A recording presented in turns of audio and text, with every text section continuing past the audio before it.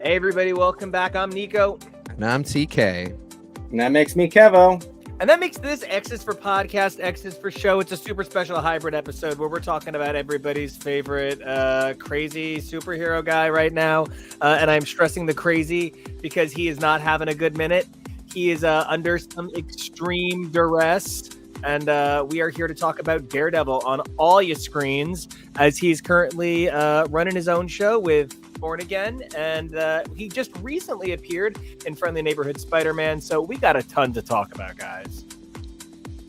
Right off the bat, just to respond to that, even though you're just making banter, one of the things I was very surprised by is how relative to the moment and to the emotion of the episode, overall, this is a much chiller Daredevil and a much chiller Matt in a way that I think has to do with the future accessibility of all this stuff.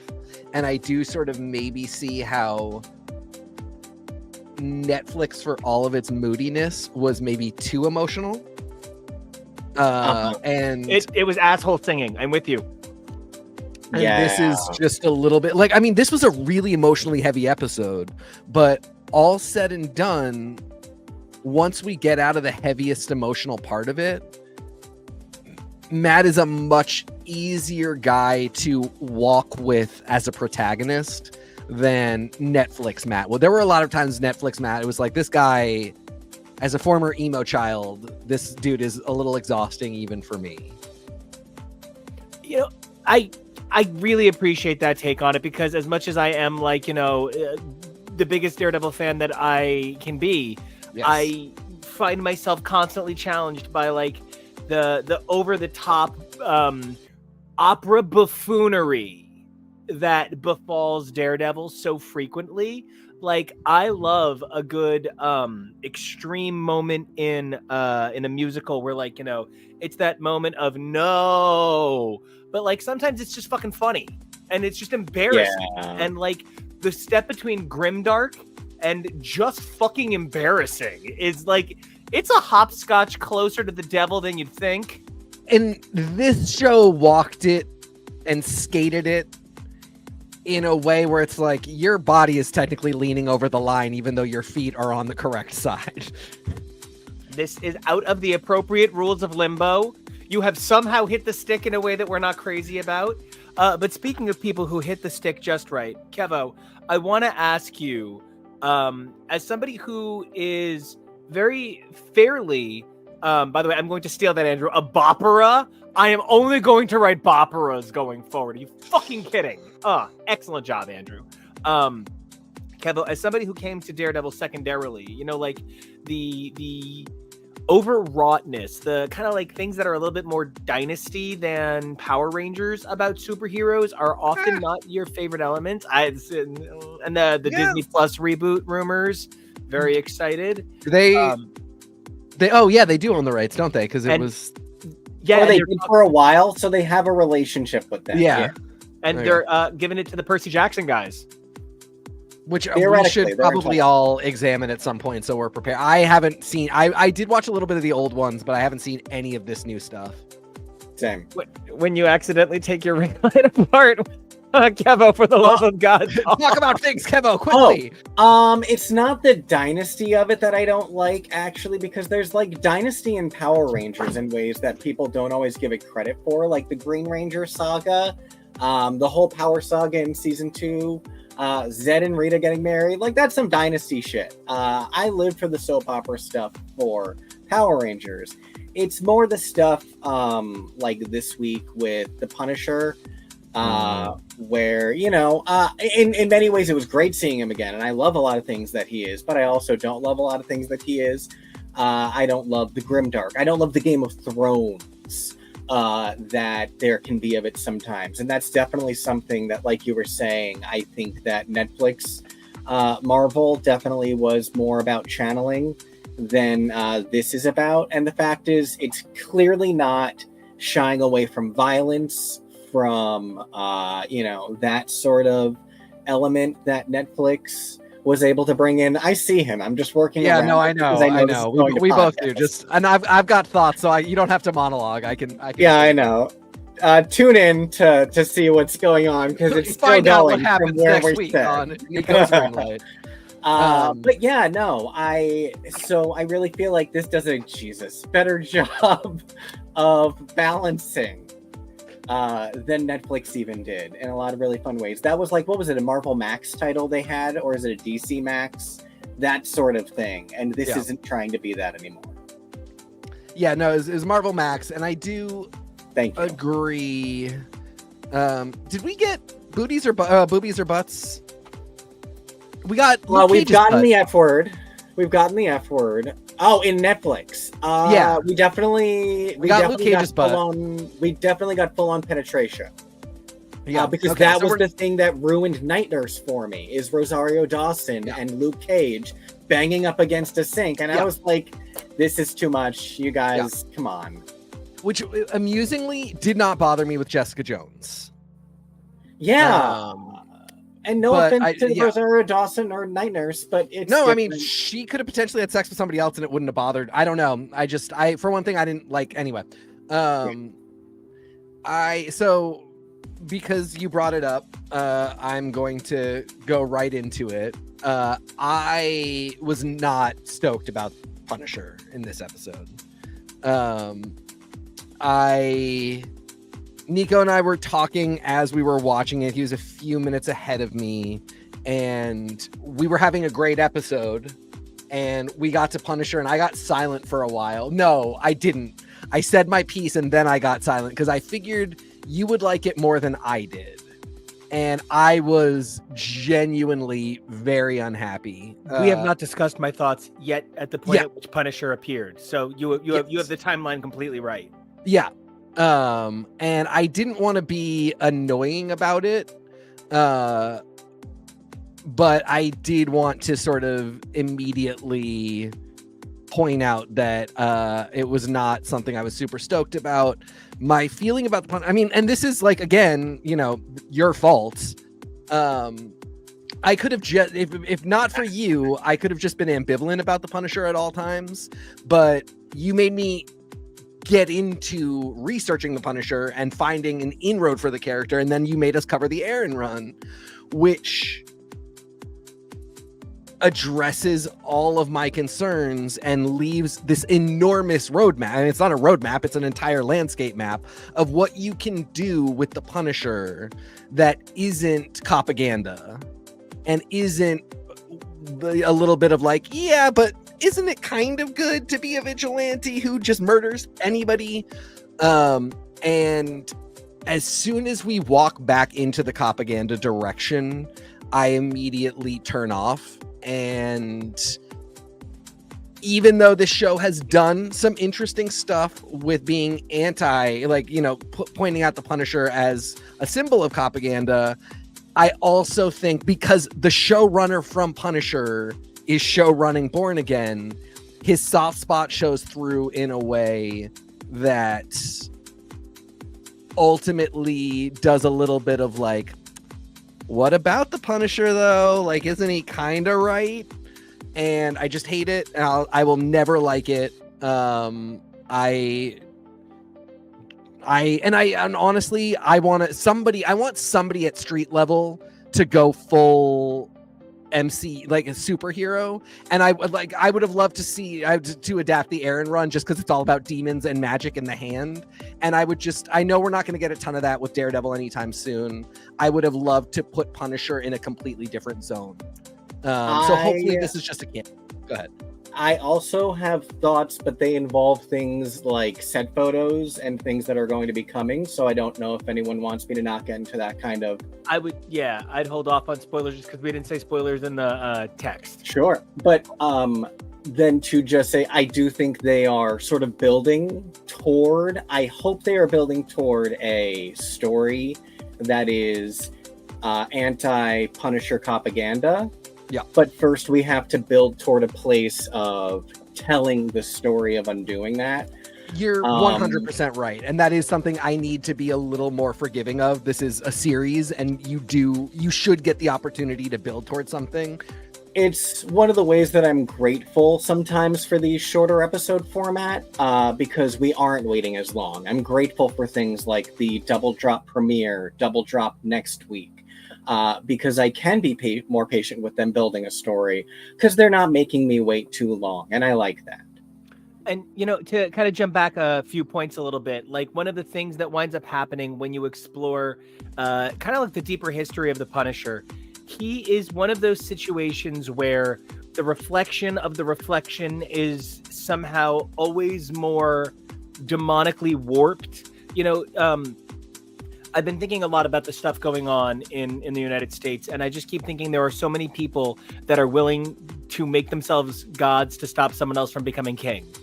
And that level of nuanced kind of trying to out on God each other is sort of the center of this conversation, because something that I think, KEVO, we were discussing in the car this morning is you brought up the Tony Soprano complex, where murder in the first season of The Sopranos is this thing that hurts Tony. It hurts him to do this. There's an entire episode about one murder because it is depicted as being so overwrought in the first season, and then after a while it just becomes Body Count, the show, and that's the Rambo syndrome. I think he kills one person in all of the first Rambo movie, and then by like the fifth Rambo movie, it's just like a bloodbath carnival, and it's a fucking Rob Zombie movie by the end. And so like the thing I walk away with is Punisher is always best when you're using that identity against itself, which is why I actually did love this whole Punisher setup, because my favorite thing is the Punisher being like, Maddie, you're not serious.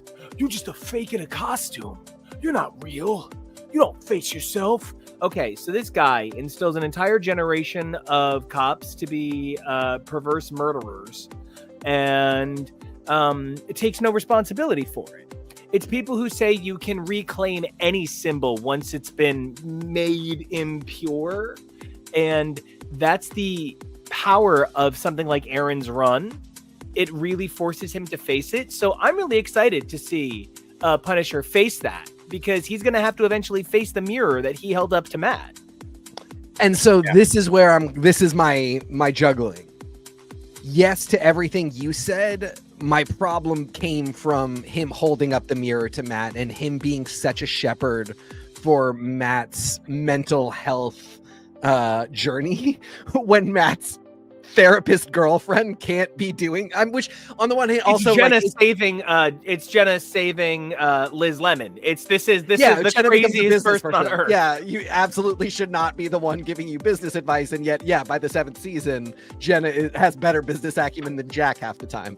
And so I will say I do like that Heather does not therapize Matt. Because Heather is superhero therapist, and we'll get into that in a second, but that scene was incredible. She's an incredible therapist. And so it would be easy to lean into the very TV, there's a therapist in the cast, so that therapist should be Matt's sounding board for therapizing. Really appreciate that we didn't do that. And I even understand why it can and should be Punisher. And if we get to the end of this, I also do not like John Bernthal, although looking at his side profile, there's something special about that man.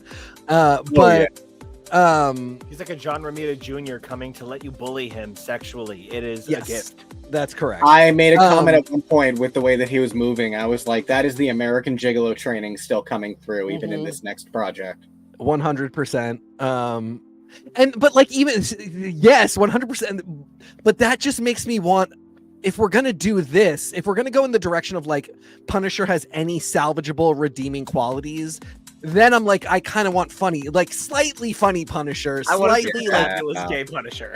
Make me giggle a little bit. I'm still waiting for fabulous gay Punisher. And that's my pitch, by the way. So Marvel, I'm ready to go. Can I get in on it? Can I help you, please? Well, of course you can. I have a pitch for every character, and gay Punisher is absolutely it. But also my other pitch now, because they set us up for this, is his wife. Anyway, we'll talk about that another time. if we have to have relatable, any softness on the Punisher, I would want it to be sort of on the funnier side and on the like, this is absurd side, rather than the let's have a mental health breakthrough together. I accept that that's where we are. This show didn't go in a comedic direction. That really probably wouldn't be a great way to bring it in.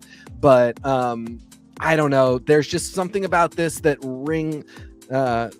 my spider sense is tingling a little bit with all of this. And Kevo, I'm really glad you said what you said, because it kind of is something that couldn't go unsaid. And I do like to be checked on it a little bit.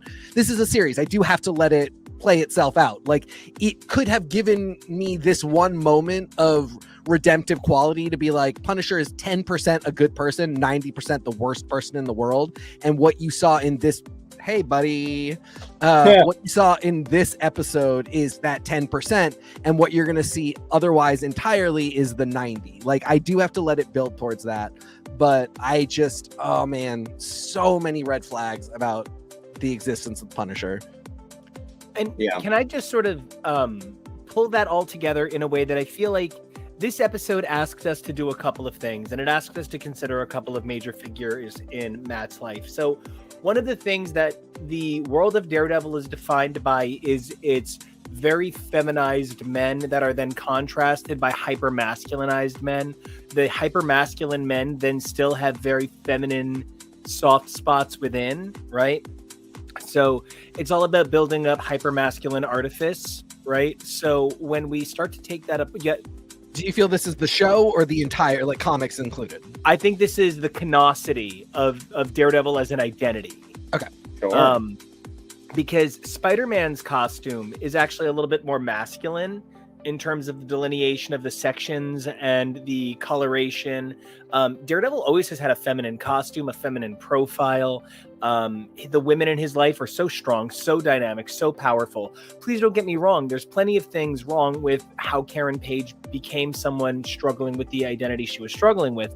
But what she ultimately does with it makes her a superhero in the comics. And like, there's so much to be said about that. So then we're sitting in this episode where it's Muse, Kingpin, Punisher, theoretically the looming threat of Bullseye, though he's not directly there, the looming figure of White Tiger as a figure who's bathed in purity, in contrast to Muse's white, which is a whiteout because we don't understand it. So it's two different definitions of what white symbolizes in contrast to red.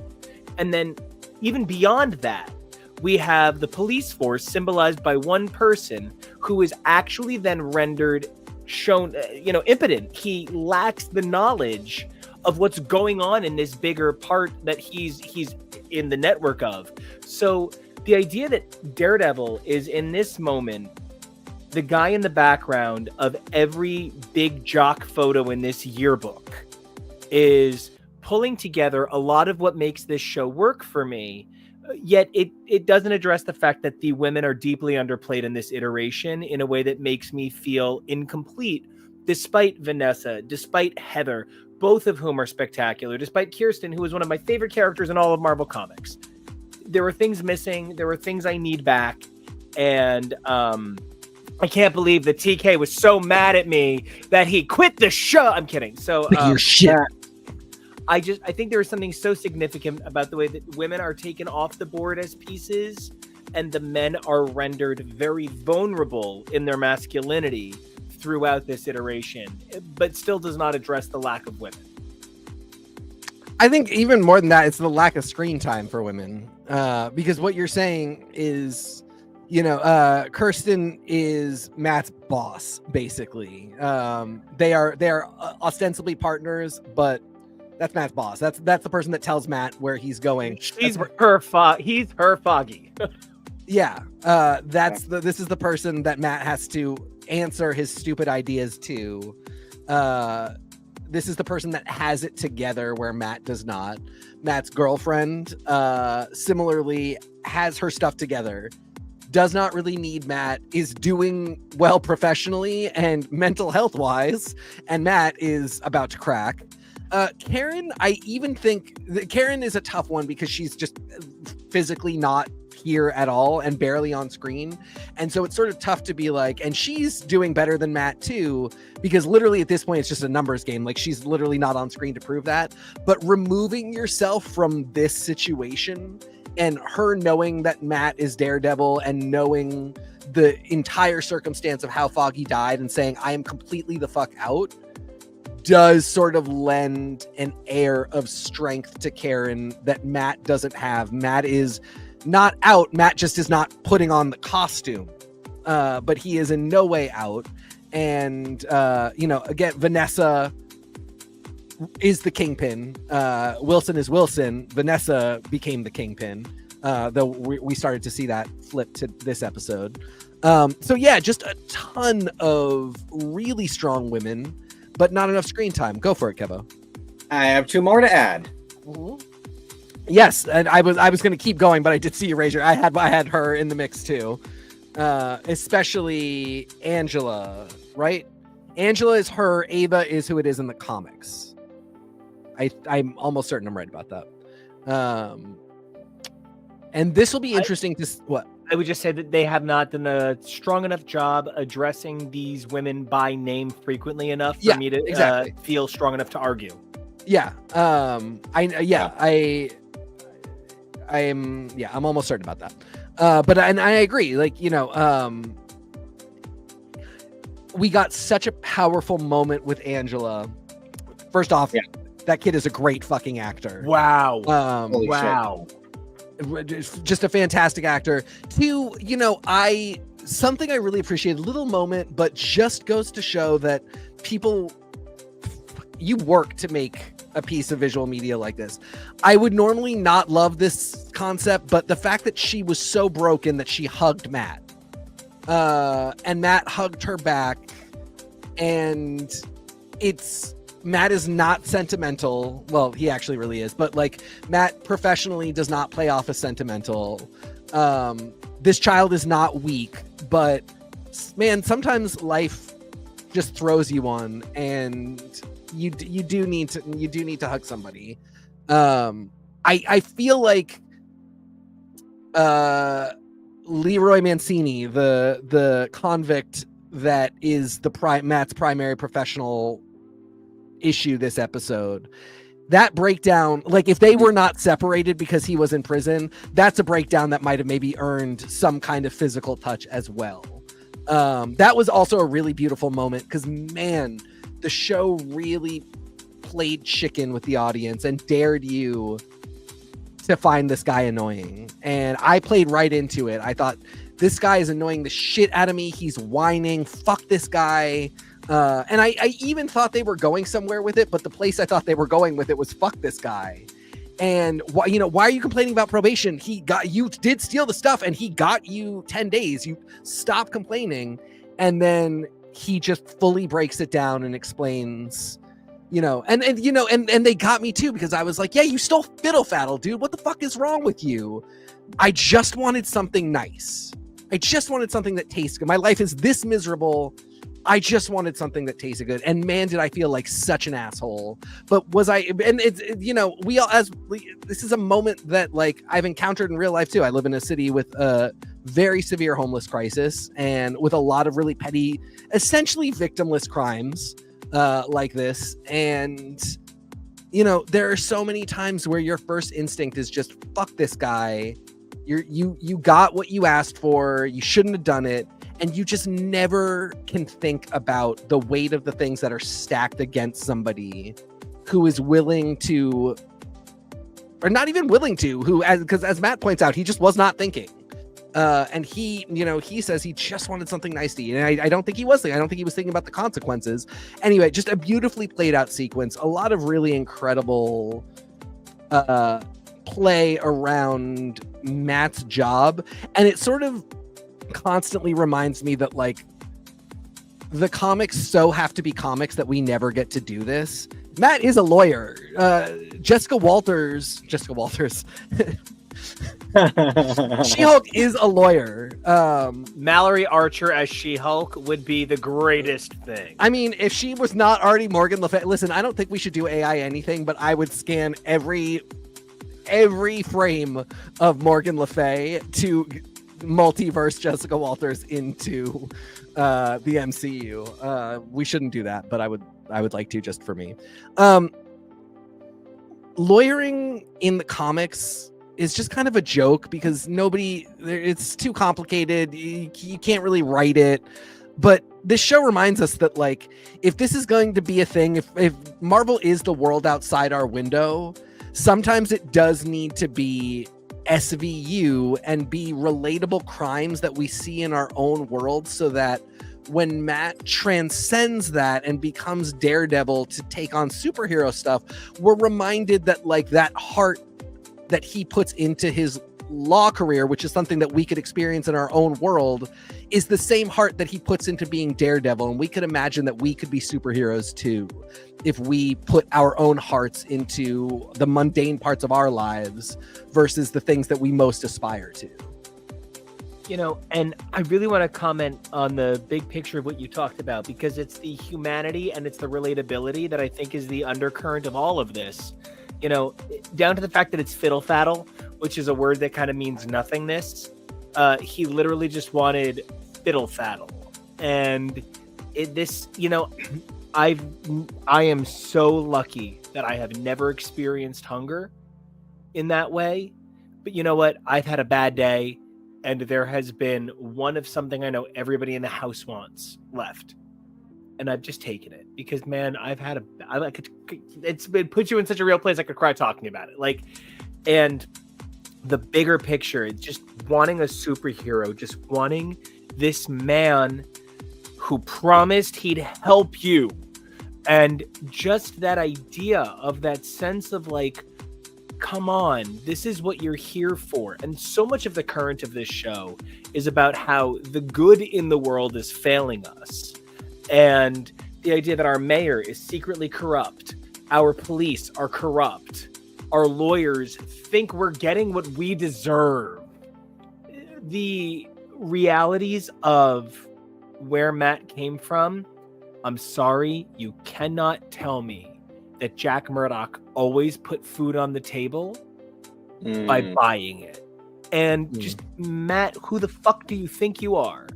And what an excellent, exquisite piece of it was the frogs from last episode. I just thought it was so good. And I would love to contrast that with how we feel about the big giant hole and that story that I feel like if it's not building towards something is sort of a miss, but I feel like that in contrast with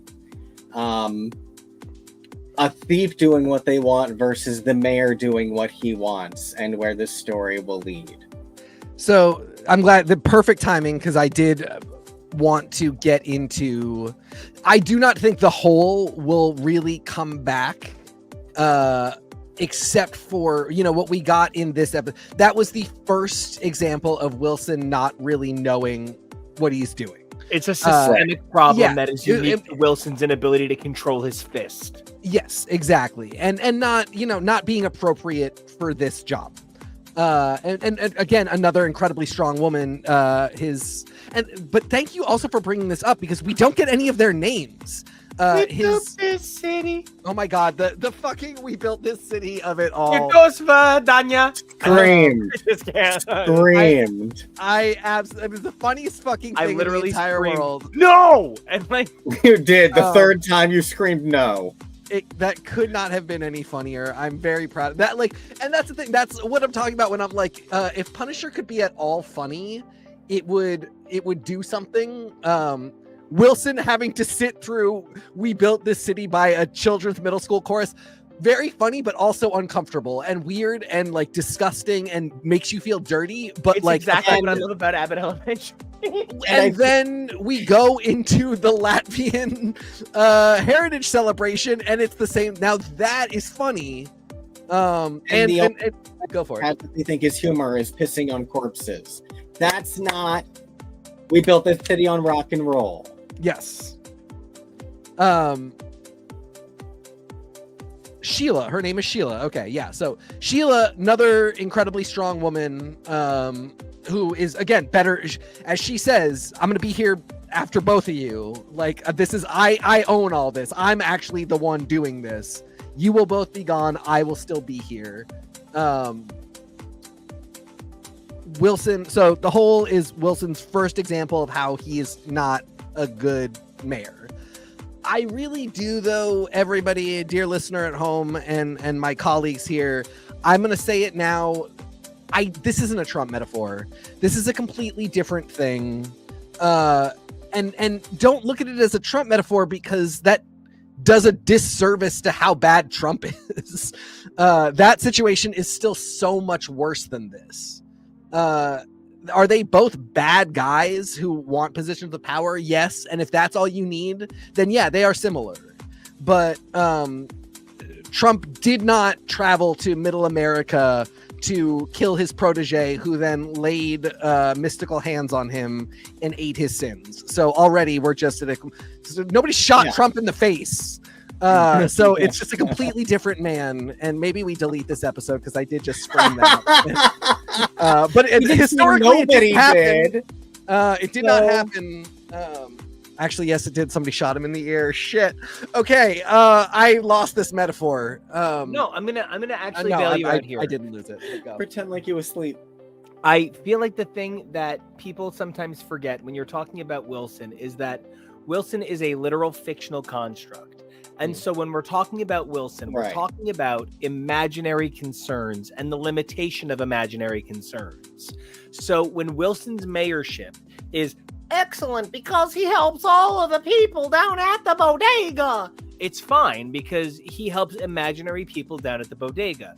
But when Wilson's lack of a feasibility study results in a cave-in, a sinkhole for a street, we are not actually dealing with homelessness as a result, children not able to get to school, people not able to get to work, people missing, as was pointed out, their Social Security appointments or their SSI appointments and then getting cut off from their benefits. You're not thinking about the bigger picture. So when you do say this is a simple Trump metaphor, you're actually also foolishly underestimating the writers, because what this actually is a comparative point to the fascism of superheroes as laid out by the identity of Alan Moore in 2006. This is actually Matt sees a person doing bad and fucking punches him. Wilson sees a problem with the street and just says, fill the hole. This is the facile oversimplification of the identity of the superhero as the world's protector, which simply can't be the case in a world where we need law and order.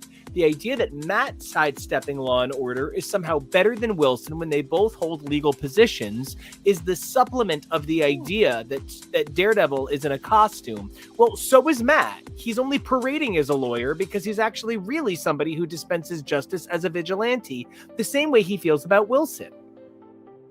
And that is the thing is that's another place where the metaphor falls apart. Trump doesn't see himself as a vigilante. You nailed it. Wilson sees himself as a vigilante and thinks that he knows how to fix everything. And it's not entirely selfless, but he has always wanted control because he knows how everything should be in its right place. It's the supposition of infallibility. It's the problem with Wilson.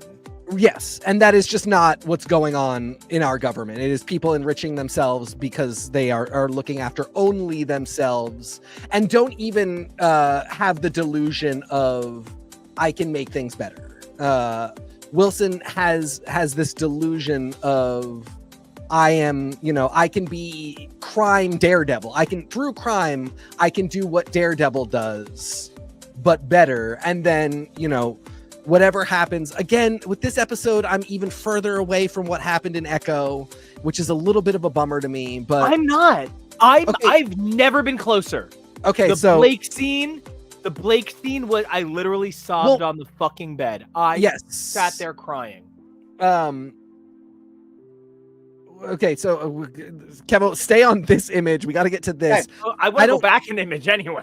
Okay, that's also fine. I don't know how Wilson at the end of this episode is the person that got echoed. Because the idea of Wilson in regard to other people is an understanding of art. Kevo, can you go back an image? What was the it? distance between Wilson and anyone is a piece of art. Yeah. They constantly I have a show good one for that. something between Wilson and his other as artistry, and the artistry always reflects something real. The space between Wilson and his wife here is the world. Yeah. In the previous photo, it's them sitting at dinner, and the space between them is perfection. It's this idyllic rose and this idyllic florality. Here, the space between them is an abstraction of who they are. But there was no one else shown in the basement, which means that the only one there in those shots with Wilson were Wilson and the Kingpin, in which there is no art separating the two people. They are actually a confrontation of the two people he is trying to keep separate so that he can have these moments separated from humanity and sustain this illusion as long as he can. So you're saying all Echo did was give him a moment of separation? Yes. Yeah, okay. I love There's that. like a separate she Kingpin put it under in a him. box. Yes, yes. But it's not contained. It's not contained. It's not. It just immediately came back up, and he has to figure out how to hold it. I don't hate that. I think she made it more of a choice than it had been, and he is still choosing to open the box, just like Matt. Just like Matt, at the exactly, end of this against the episode. But Matt didn't get echoed, so I don't.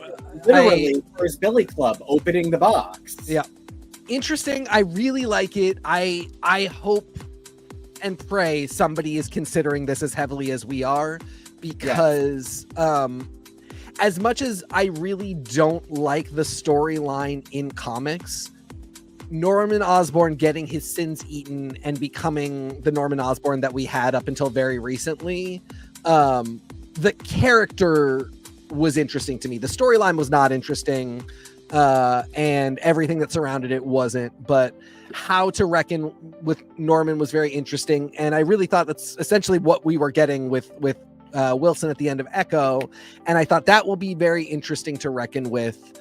And I've had some concerns, not even so much just that it hasn't even, nobody said anything. Nobody has, it's as though it didn't happen. It's it's one of those like Marvel graphic novels that we covered when we did that super trifecta. It's like Elektra Assassin. Did it really happen or not? Right, exactly. No, it did, but like right now we're like.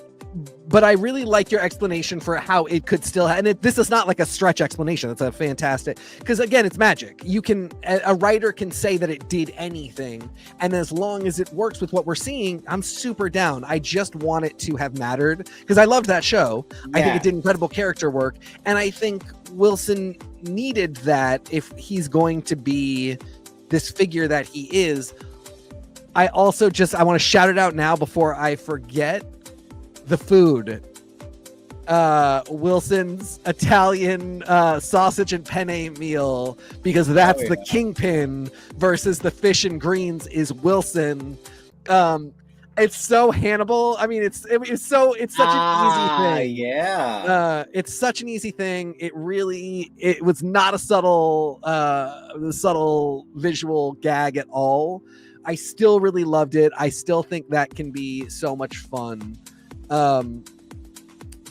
Very curious about this Adam character, because he is so he is the man from which woman and evil is then spawned. So it's almost as if Adam is representative of the rib that impurified Vanessa. It's another man's rib in her, impurifying her in their garden, which she was never meant to attain the knowledge of Kingpin. I can't stop. I love this. I more meant like, is he going to end up being like the guy wearing Eternity's mask or something? That's what I want. No, I genuinely want that though, because I get the metaphor stuff, but I'm over that. Women are evil and Eve and blah, blah, blah. Like, no, I don't find it deep anymore that his name is Adam. Unless you're going to do something like fun and Marvel with it. But if you're not, you're just doing Black Mirror cuck stuff.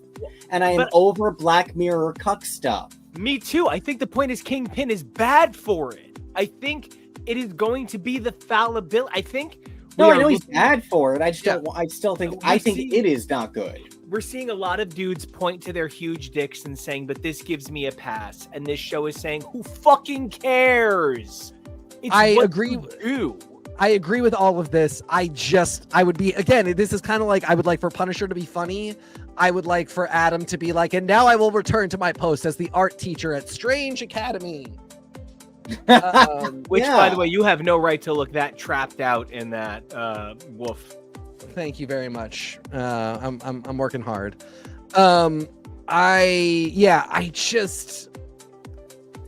You guys are the two sides of my brain on this. Like, everything, Nico, that you're saying is correct and exactly what this character functions as and who he is supposed to be, and it is a really well done I love him too. rendering of what is poisoning the garden of Wilson and Vanessa. But Kevo, you are with me on the fact that this person should shoot lightning out of his fingertips at some point.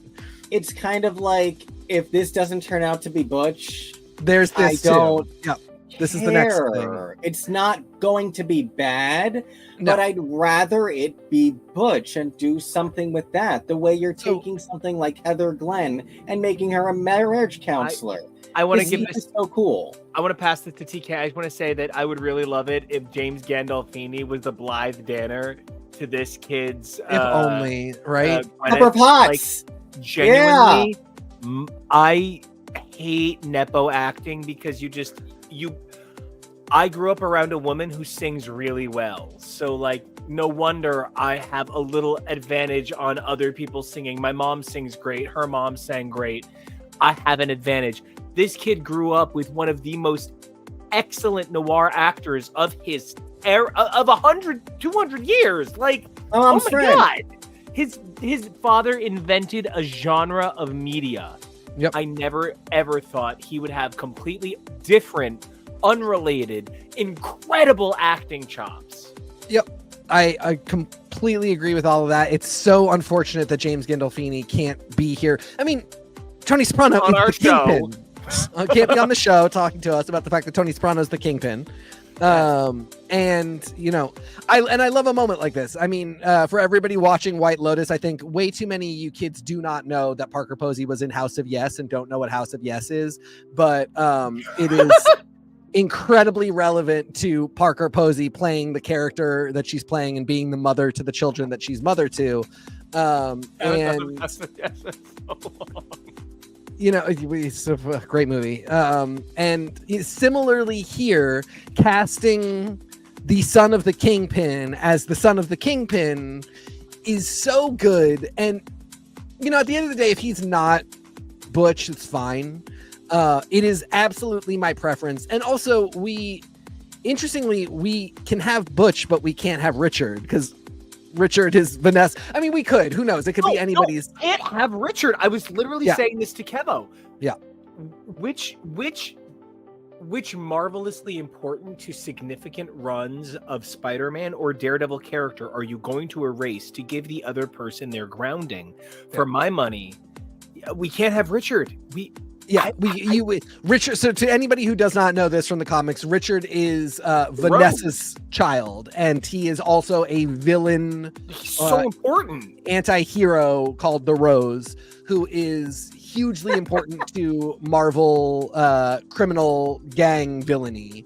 Yeah, and to the point where he had an epic crossover to resurrect him. Yes. Wow. And Butch, on the other hand, is a much later addition, sort of retcon to Daredevil canon. He is younger than Richard. He is not Vanessa's child. He's the product of an affair, not even necessarily out of wedlock with Vanessa, just an affair that Wilson had at some point. Which one of them isn't dead at what point? Right, exactly. And now in the comics, for everybody, again, who doesn't know, Wilson is still with my queen, Typhoid Mary. So there's a lot going on. Butch is the child, could be the child of anybody. So in terms of translating to comic continuity, I mean, at the end of the day, they can do whatever they want. They can still bring in Richard Fisk and have him not be Vanessa's son. But it does seem a little, you know, they really are pulling from some big Daredevil iconography. So it would be odd to do it that way. Making this kid obsessed with Wilson because Wilson had an affair with his mom. And his mom always is just some random woman in Hell's Kitchen or wherever the fuck. And his mom always told him, that's a great man. I want to see he killed his stepdad with a hammer. Yeah, come on, give it to me. I want to see it. I hate that I grew up thinking that Dusk Till Dawn is the greatest vampire movie and that Pulp Fiction is the greatest noir movie. But man, I love hyper-violence. Yeah. I would also accept believes Fisk is his dad or delusionally believes Fisk is his dad and is incorrect as sort of the same realm, especially if Fisk still accepts him ultimately as a son and protege. Yes, I would take that and make him the Rose, and then get Butch another way. Man, and then that gets us into a whole conversation about the fact that we don't even have a pretense for bringing Michael into the mix. I actually would really love it if Matt dies at the end of the season. Yeah, and somehow, because of Muse, who we have to get into at some point, because I hate him. I hate Muse the way most X-Men fans know to hate Vulcan. Comparison.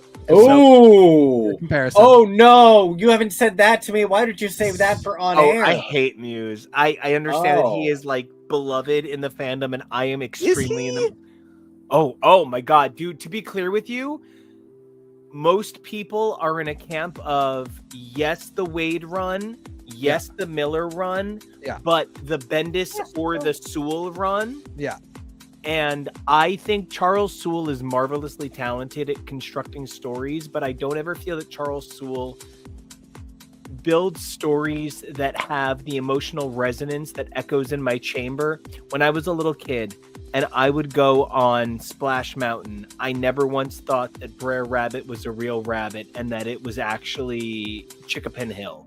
But when I would go into the Enchanted Tiki Room, when I was 8 years old, I would literally always believe it is raining outside.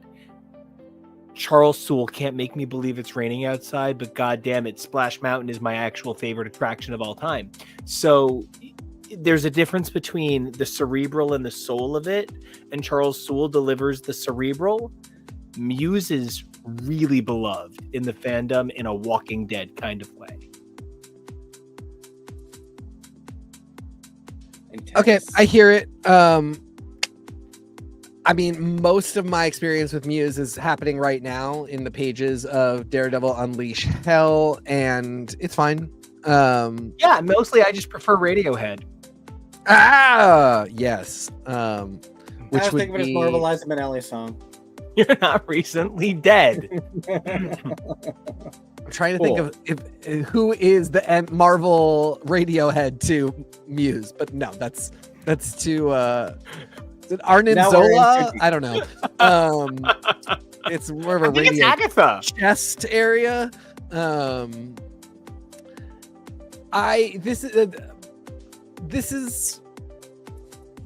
rooting for them on this, but doing this moment so early on, and it's obviously this guy is obviously Muse, but we just saw Muse at all this episode. And while it's pretty obvious who he is, we barely saw him this episode. He hasn't unmasked or anything. We'll be halfway through next week, halfway through an episode. So this is just not a lot of activity on the primary villain of the show. I don't know. I don't hate him. You're gonna be demanding a lot because I know what Muse's whole thing is. Muse, does murder art. We've only got really 4.5 episodes to explain murder art, do a bunch of it, stop murder art. Somehow tie that into Matt becoming Daredevil again, Wilson and Vanessa being horny for art. It's a lot to ask to make me give a shit. I think Muse has to go into next season. Yeah, I mean, I guess, but then it's like, what were we doing here? Well, I think Kingpin is the villain of this season. Yeah. And then next season is Muse, and we've heard that Matthew Lillard is cast, and I just really want to be clear that Matthew you still think Lillard, he's Mr. Fear. Not only is he Mr. Fear, but Twin Peaks: The Return taught me that he is one of the most underrated superstars of his generation. It's like I mean, it's like Super Mario Sunshine, like in terms of like people don't appreciate what it did for the universe. That man's acting ability is between I don't know anybody my age who doesn't know if I say the phrase, I'm getting woozy here, what I'm referencing.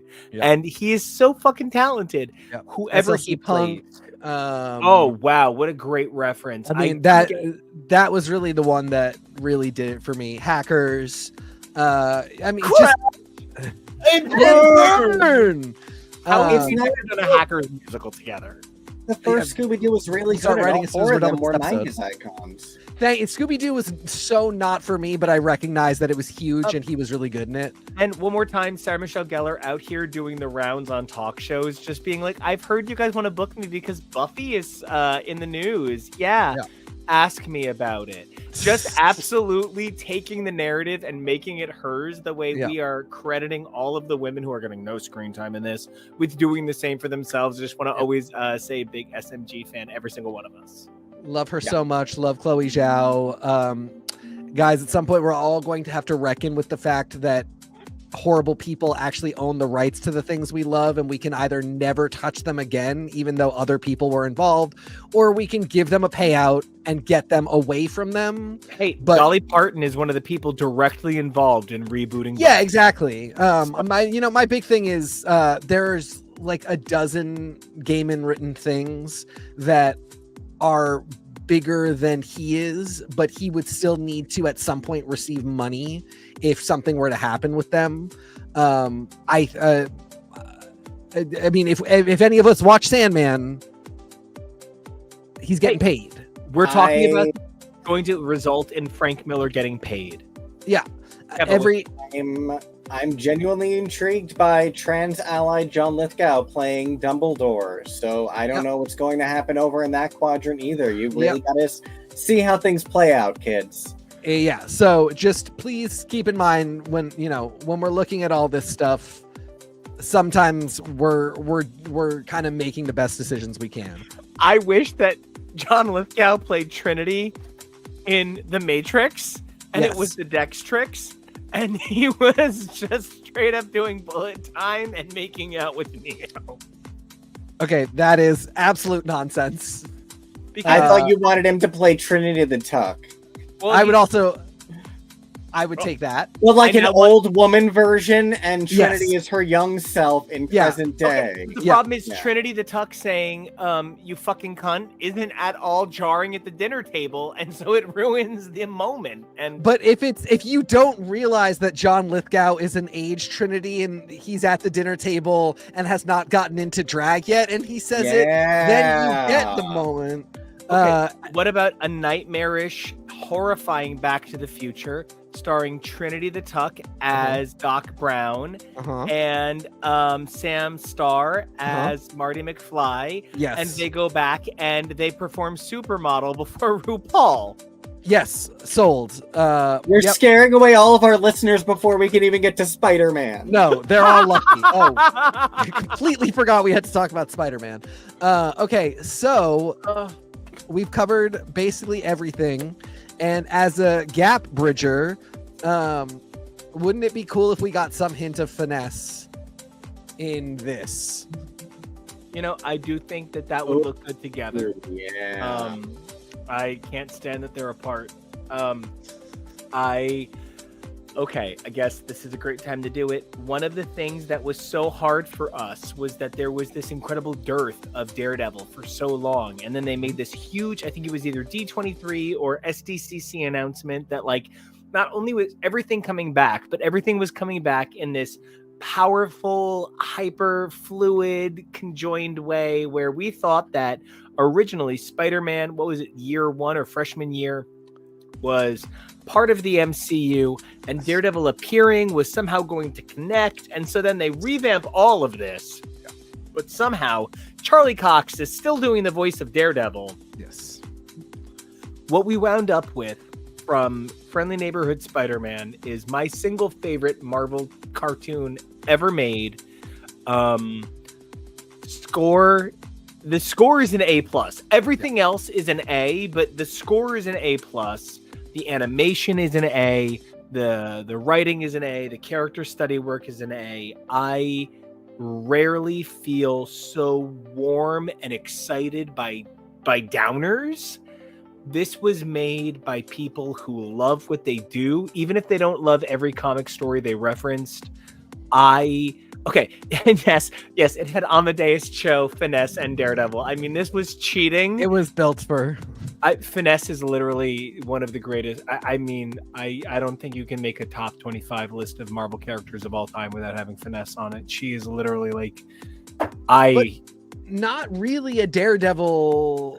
Not remotely. She's standing in for Blind Spot from the Charles Soule run. It's so brilliant. Yeah. Sorry. Just like so the way this reimagined Amadeus Cho as a Spider-Man college, high school era friend, this so brilliantly put Finesse in as blind. I can't even. This was the best show. I completely agree. Kevo, can you go back to Finesse for 1 second? Because she's perfect and we should always look at Finesse. Finesse. Let's just admire her. Do you not see Mike Allred in this? Oh, I can't stop seeing Mike Allred in this. Yeah. And it's not 100% of the show. It's not like aping Mike Allred's style for animation. But Paul Pope, Mike Allred, two great that's my peanut butter and chocolate. If I can just throw in the Fluffernutter jelly, it's definitely Nick Dragotta, who many of you see as a super intense visual gothic artist on Batman. I'm sorry, on Absolute Batman. Batman, yeah. But if you go back 20 years, that's the guy that redefined dupe in backup issues of Ecstatics. Yep. So by all means, basically, if you fucked for Ecstatics, you are the only other person that's kind of in the zone for me, but not even, and nobody has ever aped his style visually for animation would be Bacalo, maybe. Bacalo's dupe would be brilliant. Yes, but then that gets us into like a kind of separate category of people where it's like.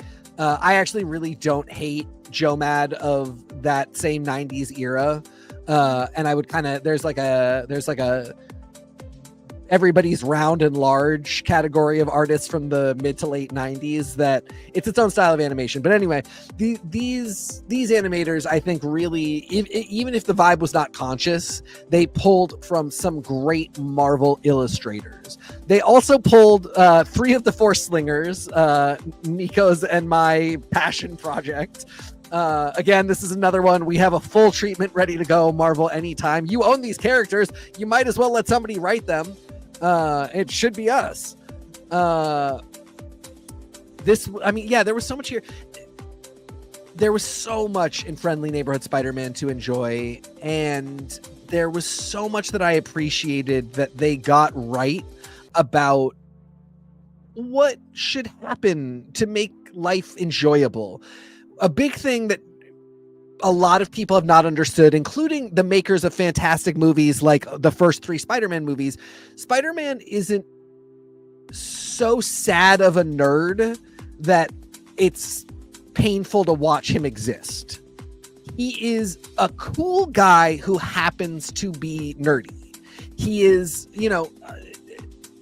there are so many times in the 60s Spider-Man in high school where he has swag but has big glasses. Like it is conceivable to not be the sexiest, most popular guy in school and not be unforgivably nerdy to the point where nobody even saw you as human, which is you are the 40-year-old Spider-Man, because when you put on one of your big puffy hoodies and your glasses, That's you. You Yeah. immediately like fade away. But like when you go look at his pinned post on Blue Sky, when you pop off that shirt, it's thwip. And so like I really feel like they managed to understand what it's like to be that sort of like balanced, like sexy muscle nerd. Like it's Chris damned in a pair of glasses.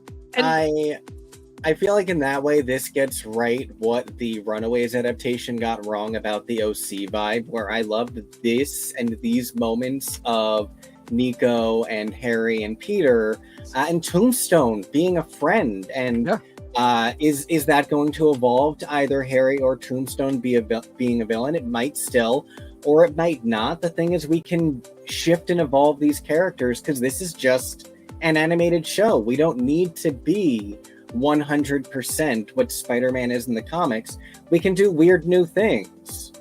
And also, so it's really, the Tombstone part was really interesting because they were like, this is a good guy. Like the idea that it could ultimately end with Tombstone being kind of an anti-hero sidekick, where he has all of Tombstone's powers and he runs a criminal organization, but it's like kind of a nice criminal organization, and he's not going to eventually be the start of gang war. Really cool. Same thing with Harry. I mean, like, I don't know. We got into an interesting place with Norman, because Norman does seem like he's headed to Goblinville. Like he does seem like he's a little bit evil, and you like a Simeon goblin. There's that aspect of it too. Yeah. I mean, we got the glider, so it's tough to know where it's going. But as long as Norman is going to be evil, it can always happen to Harry. But I mean, like, they understood some really core stuff about what made people fall in love with Spider-Man. And again, I'm speaking to that idea that Spider-Man is a nerd, but is not hapless, is not is not somebody to pity. Even if you pity Peter Parker's role as Spider-Man, because with great power comes great responsibility, and oh, how sad that must be. Peter Parker, the nerd, is not somebody to pity. He is doing fine. He is smart. He can get internships. He's happy at school. He should have friends. It's okay if he wants to have competition with Flash. If he looks up to or admires somebody whose life is simpler than his, that all can be okay. Flash can even bully him a little, that's fine. But when it goes so far into caricature that it is just Peter, like, falls flat on his face every time there's a situation, and meanwhile Spider-Man is able to, balance it all, it's not really fun to watch Peter Parker. And this show got that and made Peter really likable and relatable and root for-able, while not saying in any way like he has a perfect life. He is Flash. He is even Lonnie. I mean, Lonnie, who is kind of both Flash and Tombstone, but immediately you see Lonnie as the jock, and you in the first episode think, oh, and he has Peter's girl. This is going to be an ugly thing where he's a dick to Peter and he makes Peter do his homework for him. They set everything up for you to feel like, I've seen this before. And then Lonnie is immediately incredibly sweet to Peter. He immediately explains that he wanted Peter as his partner because he wants to do well in science and he thought they would do well together. He is constantly a friend to Peter. Peter might wish he was like Lonnie. He might wish he was that, tall and popular and had Pearl, but he doesn't resent Lonnie, and Lonnie's not mean to him. And that continues. Spider-Man doesn't feel that way about Lonnie after Lonnie proves himself to be a gang member who is trying to do a weapons heist. And it's in that same vein that 22 years ago, I met a character that dramatically changed everything about who I was. I would go Your on... namesake. I would go on to say, hey, my sister has called me this since I'm 13 years old. So that's always been my name.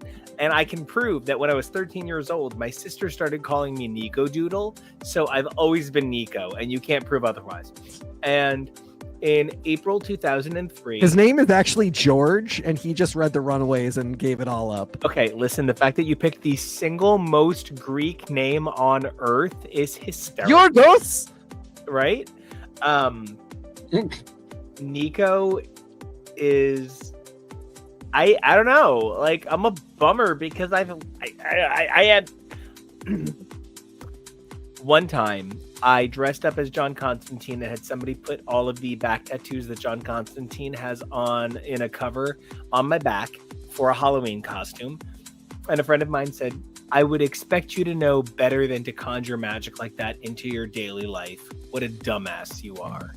And a long time ago, I decided I was going to be Brother Grimm, and I was Nico. And, you know, fuck, I hated her in the fucking Runaways TV show where it was only her bad parts. But this Final Fantasy remake treatment of Nico is glorious. And everything you expect about Lonnie, when it doesn't happen, you immediately put on Harry. And when it doesn't happen, you redirect that it will become the thing Nico is as a result of her finding out that Peter hid things from her and she has secret powers, so maybe she'll be the bad guy. And then she's not. There is no point at which these people are looking to let Peter down.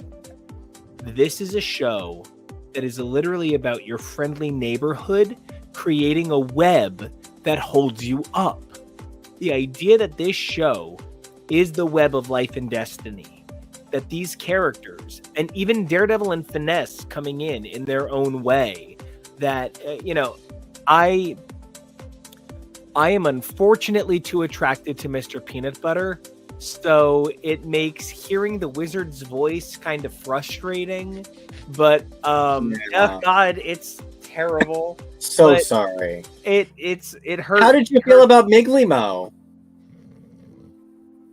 I don't want to talk about it. It's an uncomfortable situation. Fair enough. Oh, thank God. So I hope this doesn't awaken anything in me. But I really felt like this show utilized an incredibly diverse, passionate voice cast who really made these characters, these iterations, feel unique. I could believe that this wizard cares about Peter. Oh my God, that Iron Man cameo blew my mind. I thought they were going to reveal that it was secretly Norman in a hollow or something. This Doctor Strange, as the other parts of Iron Man, so good. The time paradox of the first and final episodes being so influenced on each other. I really had such an incredible time suspending everything I knew about the Marvel Universe and letting this be my Marvel Universe for a couple of episodes. Well, for more than a couple. 10.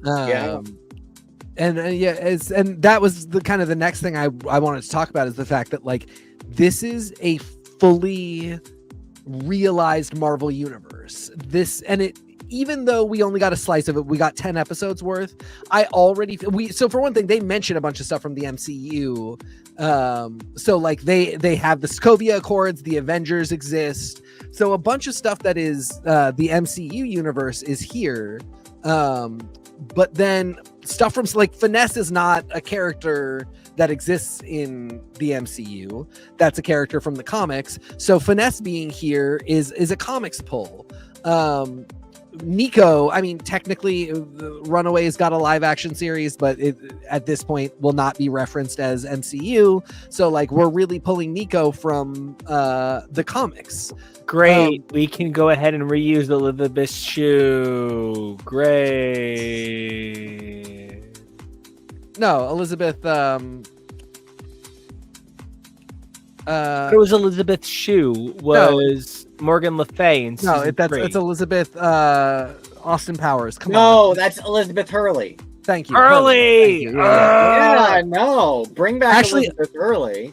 Elizabeth Shue would be amazing as an alternate universe Leah, what's her name from the Howard the Duck movie? Elizabeth Shue is just such an incredibly fashionable name. I applied it to Elizabeth Hurley for being because she's Elizabeth wearing great shoes. How could you not? I literally made that unfortunate connection. No, go for it. Fascinating. This this feels like such a fully and the fact that we got the slingers costumes, like this feels like such the X-Men could still exist here. Any Marvel character that you can imagine could show up on this show. And I already feel like it would make sense, which means that not only can we just do more of this and more cool cameos in future seasons of Friendly Neighborhood Spider-Man, but we could do, I would kill to do Man Without Fear, and it's this universe. I would kill to do Hulk. I mean, even a what if level storm dropping. No, yeah, I mean, absolutely. And then I would love to flesh out an entire universe in this show's style, using this setting as any Marvel property that you want to bring into it. You know, this could be Agents of Atlas as well. I mean, I can think of Ghost Rider could be really silly and stupid here. Strange Academy would look phenomenal. Absolutely perfect. But then I want to just build it all out, pitch every show, get it in. I do want to do Spider-Geddon here. I do want to do Spider-Verse here. And who knows what's happening with Beyond Spider-Verse at this point, but I would do it all over again here. I would love to see Mayday here. I would love to see Spider-Punk here. I mean, the originals from the first slot Spider-Verse series, I would love to see here, just because this show had so much heart and emotional complexity and fun. And I just think they would get more than anybody else why Nico and I loved Mayday so much, and figure out how to make that a part of this same multiverse in a way that would do justice to something that I think otherwise just, I'm not dumb. Realistically, it's not going to be part of a lot of Marvel stuff. MC2 just does not have that opportunity, but this is a place where pieces of it could come into play in a way that would be so refreshing and fun and layered, and offer something to this franchise and this like part of the universe.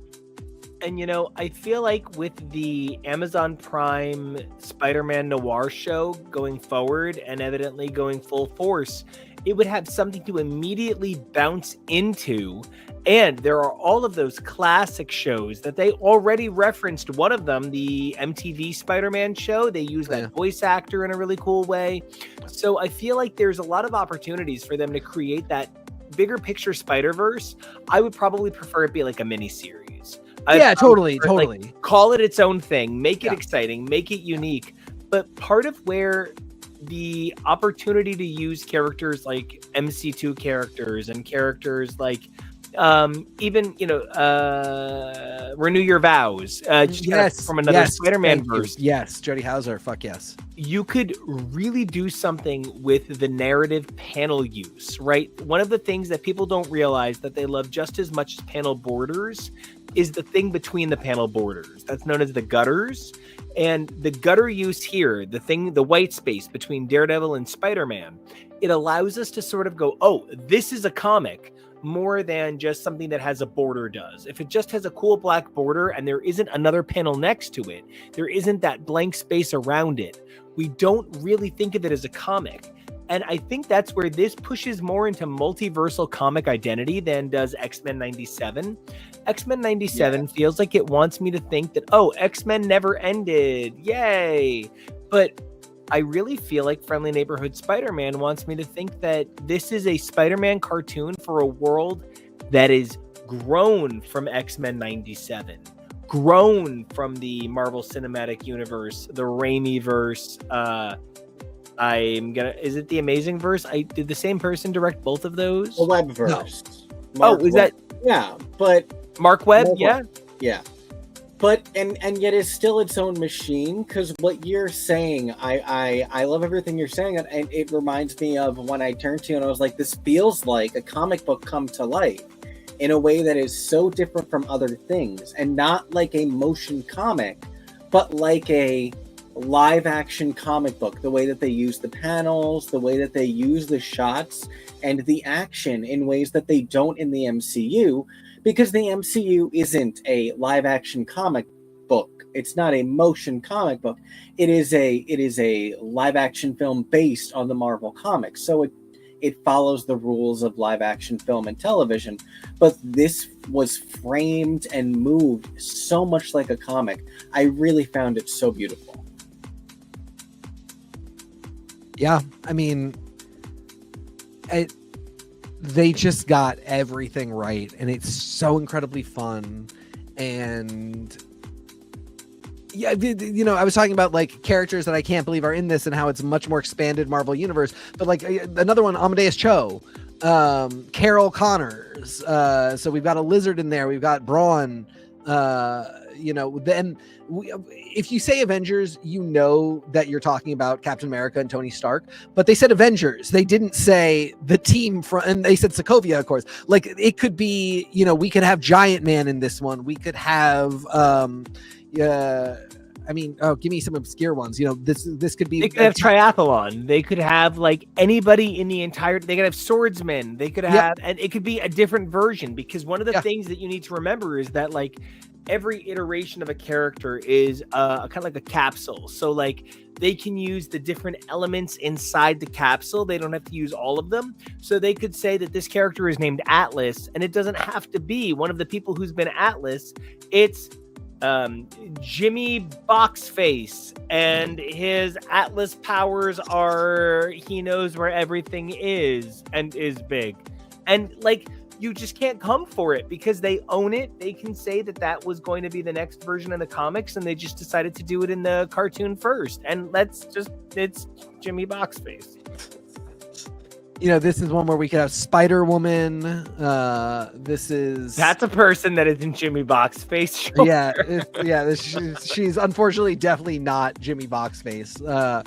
You know, we can get Squirrel Girl in here. I mean, just options on options on options. And to me, as long as they continue with the ethos they've been working with, it's going to feel authentic, because this feels like a lived-in, fully inhabited, fully developed Marvel universe, not one that is trying to do a noble task, and one that you do have to do a lot of the time, but not one that is trying to do the task of introducing you to everything and everyone and trying to tell you this is how it all started. This is, you know, here's origins for every character. And even when we move beyond origins, we do the slow settle into introducing you to the fact that this character is in here. No, he just shows up on a rooftop and Daredevil is there. Daredevil, who is fully active, you know, Daredevil is not in his, you know, just headband, you know, piece of t-shirt over his head mode.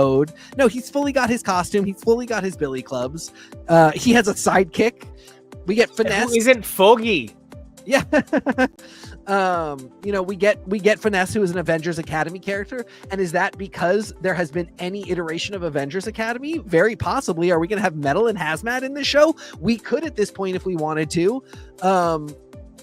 I don't know. Just exciting, really fun. Cyborg says, return of Firestar. Which, yeah, you know what? We could have Firestar in this. You mean Sadie Sink? If I hear one more person call her, you know, I would love it if she was Jean Grey. I know I would. Well, I would not. I don't want Spider-Man. I don't want Jean, and I don't want Mary Jane. I love Firestar for the lols, but I really, for our sake, do hope that she's Mayday.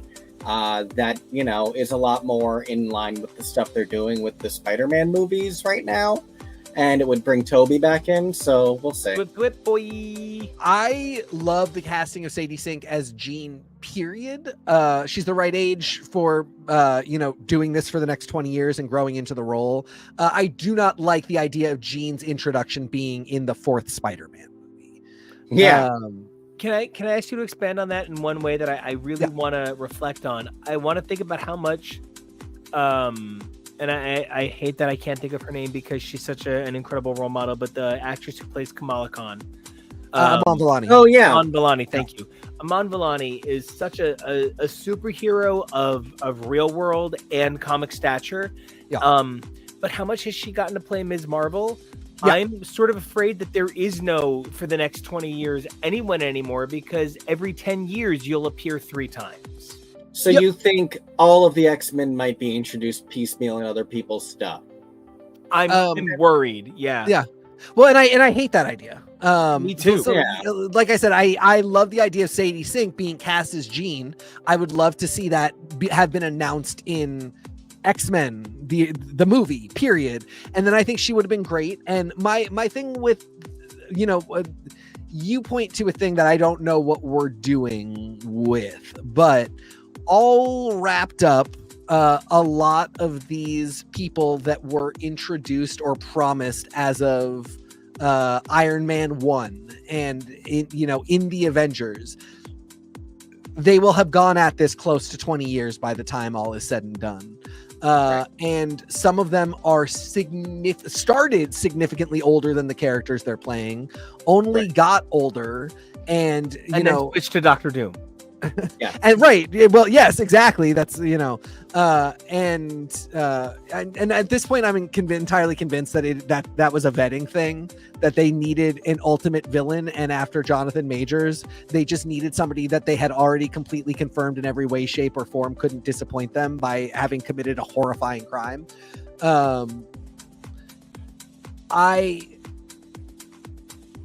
Based on how they used the Avengers and the idea of the Avengers and the actors that played the Avengers and the actors that played into the idea of the Avengers, it seems like they might want a lot of time out of the kids that are playing the primary X-Men. That'd be your Jean Greys, that'd be your Cyclopses. And so you would think they would want them to be somewhere between 18 and 25 so that in 15 years they're still looking relatively athletic, and we can tell a story of how these kids grew up into the X-Men, like Tom Holland. Yeah, exactly. 100%. The one of very few examples. Nico, you might be right insofar as it might have been a fluke that it happened with the original Avengers, that because we didn't know what this thing was, it sort of was allowed to drag on. And that will never happen again, where Robert Downey Jr. will be in this role from 2009 to 2029, and Chris Evans will be part of the Marvel universe for almost 20 years. That just might not happen again. If it's going to, I think it's going to happen with the X-Men. If it's going to, I think they kind of really need to start soon. And if nothing else, Sadie Sink represents exactly the age and the caliber of young actor I would like to see for Jean Grey. Don't want to see it in Spider-Man, and I can absolutely see that it's not going to happen. What do you got, Kevo? I just realized in everything that we're saying that Chris Evans last year added 6 years to his Marvel time from 2011 to 2005 by bridging Fantastic Four. Yep. Which also allowed him so to he's be now the been in it first... for 20 years. That's crazy. It also allowed him to be the first person to play two characters in the MCU, so that Robert Downey Jr.'s Doctor Doom didn't only the second him. Yeah. And because in a perfect world, and I Chris Evans, beautiful, enormous, and keeps his own dick pics and memes in the same grid. So big fan. But in a perfect world, he would have played Doctor Doom for the emotional repercussions to be a little bit more severe. Sure. And that it's Robert Downey Jr. means we know that Chris Evans' cap has to appear. Yeah. Like, there's no confirmed anything, but for the fucking reality of symmetry, for the reality of balance, for the sake that David Byrne is out here saying maybe he was a tyrant toward the end of Talking Heads. There are certain things that have to happen. Yeah. My hope is we'll get like a dark Avengers of a few people, and Chris Evans can actually be a villain, and instead fighting them will be variants of the Avengers as different celebrities. Not Tom Cruise Iron Man, but like that, basically. Yeah, I mean, I could see it. I think we're also probably going to get Scarlett Johansson back before this is all said and done. Somehow, in some capacity. Yeah, and again, it could be exactly as you're saying. But yeah, I at some point soon, Marvel is going to have to shit or get off the pot with the X-Men. Mutants can be everywhere. Any mutant can show up. And when I say mutants, I'm also saying Jean Grey. Like, yeah, they might do this fucking Jean Grey thing and put her in the fourth. They can have mutants anywhere. Kamala Khan is technically a mutant. Like, they can drop whoever they want. She's Boom Boom. I fucking do too. That would be amazing. That would be love so that. fucking cool because Boom Boom first showed up in Secret Wars 2. Yeah, that would be a blast. And she's so fun that she would give that cool energy as well as give severe energy. And I think that she would play really well off Tom Holland as Boom Boom. You know, again, I get it. Mutants, they're just, you can use them wherever, they can appear wherever. Eventually, Marvel is going to have to announce an X-Men movie or a mutant movie, a movie that has this team. And then they are in some capacity committed to some characters for potentially 20 years. And I just will be very interested to see where they go with it. I mentioned earlier Parker Posey, one of the stars of House of Yes, and her, you know, the comedy of that casting. One of the boys who plays her son, not Arnold Schwarzenegger's child, but the other one, I think is the perfect Cyclops, and he is the perfect age. And he, you know, the actor is 20, I believe, and just in every way reminds me of teen Slim Summers. And you can just see that kid would grow into the role to become revolutionary Cyclops. And I'm just, the other thing that really just scares me about Jean and makes me wonder about this whole thing is I cannot see that girl speak to Hugh Jackman. And if there is any hint of anybody saying, what about sexual chemistry? I will kill myself in the theater. I can't do it. I don't know what we're doing here. I think that's actually the benefit of the multiverse. I think that's why we have the ability to pull in Logan and a new Cyclops. And there will be a Jean that is with Logan and a Jean that is with new Cyclops. Yeah. And bring Famke. Give us Famke just for that. Just so that Logan can have, the Hugh Jackman can have somebody age appropriate to speak to about that. And then the way that they need to pull the trigger on X-Men overall, they need to pull the trigger on a new Logan too. And we need to be comfortable with the multiverse and say that we've already established Hugh Jackman can play him forever through Deadpool and Wolverine. You've established a Wolverine that's alive and that Wolverines can be alive through Hugh Jackman. He's the greatest Wolfman. Let's just start doing it. Let's just do it, and let's bring in a young Wolverine to be appropriate with Sadie Sink if necessary. But I don't think we need a young Wolverine in the form of Logan. I think that one of the things that we have is an understanding of iterative identity across media. And so, like, my mom was somebody who, when I would talk to her in the 90s, was very like, no, that's not what Sherlock Holmes looks like. I don't want it. But I don't know anybody who is more ready to watch Watson than my mom. And she came to understand that the things that are important to a character are the blood of the character, not the skin of the character. And in that same identity, I feel like something that we are reaching with the Marvel Universe is a place where the blood of the character is a little bit more important than the actual skin of the character. And as a result of Daphne Keene's unbelievably iconic Laura, I think if Wolverine remains a name that can be a banner and not just a character, then you can have the magic of Hugh Jackman's Wolverine continue on, and you can have Daphne Keene occasionally show up as Laura. But I think we might even get Akihiro or some James Howlett, some new Wolverine for the Marvel Cinematic Universe to allow us to kind of shed some of that baggage, because what we're reaching is a point where we talk a lot about on our drag feed that, people who are coming up in Drag Race now don't remember a drag community before Drag Race was the dominant voice in the drag community. People who are coming up now as fans, as people who are making financial decisions with their fandom, those are people who don't remember a world before the Marvel Cinematic Universe. And the secondary part of that means these are people who watched Phase 1, loved Phase 1, and then said, fuck Phase 2. I don't like these things. I want these things instead. So even though they've interacted with so much of what they loved about Phase 3, Phase 4, and even Phase 5 as it begins, or is it Phase 6 is beginning?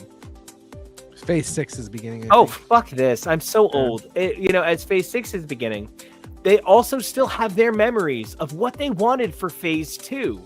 That's exactly what we talk about when we see people like Chip Zdarsky return to Black Suit Spider-Man.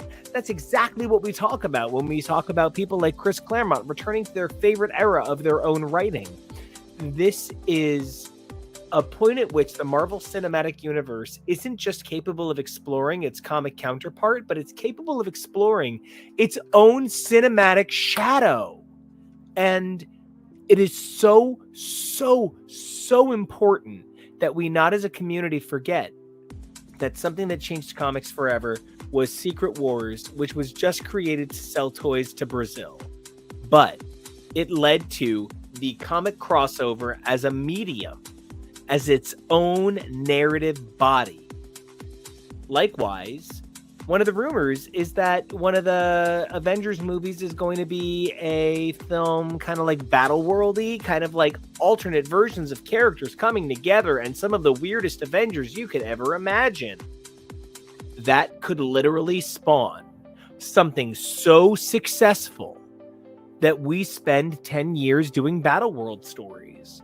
They're going to go where the popularity is. To clarify, and it's even to build on what you're saying, because I love everything you're saying, and I love that what we are building toward in this next climax of this saga is Secret Wars for that reason. So we are almost done with Phase 5. Thunderbolts will be the last, and then Phase 6. Currently listed are in order Fantastic Four, Avengers Doomsday, Spider-Man 4, and Secret Wars, with 2 release dates slotted before and after Spider-Man. So there's 2 movies that aren't currently listed. If they still hold those dates, that would go into Phase 6, bumping it from the current 4 listed to 6. I think that stuff like Battle World and crossover and the potential with everything multiversal they're doing, there is room for maybe even doing more movies in there that would build on that. I wonder if Secret Wars will be expanded to 2 parts rather than just being the one movie by itself, because that sort of story does lend itself to being something that could be that huge. Yeah. At this point, we're a little bit stuck in just kind of waiting mode. And we're always walking that fine line of like, I'm a gadget fanboy, and we know we're getting a new iPhone every year. Right. I always get a little excited at the Worldwide Developers Conference time, because are they going to announce a new iPhone? And it's just been years of disappointing announcements because it's just all iterative of the same thing. One, it didn't used to be like that. 2, I think even Apple knows that it is starting to be a problem in terms of like people just are either locked in with their iPhones or they're not going to be unless we do something drastically different and call people back in. And so every year I get excited for the Worldwide Developers Conference, because is this the year we're getting the foldable iPhone? And it's not even that I want the thing, it's that I want to see need to see the innovation. Yeah, I want to see somebody show me they're taking a risk or doing something different. And it has No, and finish it because I would love It's to go gotten on. a little bit like this with Marvel, where it's just, you know, we're kind of, every time we get an announcement, it sort of feels like the same thing. And It's Domino's finally announcing stuffed crust. Yeah. Yes. It's one thing when it's technology, because like I get if the foldable phone isn't done, but the thing is, it's not like you can't say you don't have enough material in Marvel to finish this saga and move into something new. And I don't think as consumers there's anything wrong with being like, I do want you to finish this story at a certain point. I understand that if this doesn't move and it's done in 2027, this saga will have been 8 years as compared to the last one's 11. But 8 years is still a really long time. And like I said, you have stuff where you can move on. So why aren't you finishing the hat and giving me a new one? Because you can make hats. Maybe you can't make a foldable phone, but you can make this. Nico. But 8 years at how many minutes? Because I think that the nature of the number of Disney Plus shows, right? Like, we did a couple of episodes about Tori Amos recently, and we've been really worried that her most recent record would not measure up to her previous live record, because it was like a day before she announced it, and it was a stealth release. Even Rolling Stone covered it as Tori Amos drops an album out of nowhere, and it turns out it's a runaway hit. Like, I mean, dollar for dollar, stream for stream, this thing is like, this is the most people have been interested in new music by Tori Amos, stream for stream, in probably 8 years. This is one of the most exciting times I can remember being one of her fans. And it is really cool because it's kind of understated. It's kind of quiet.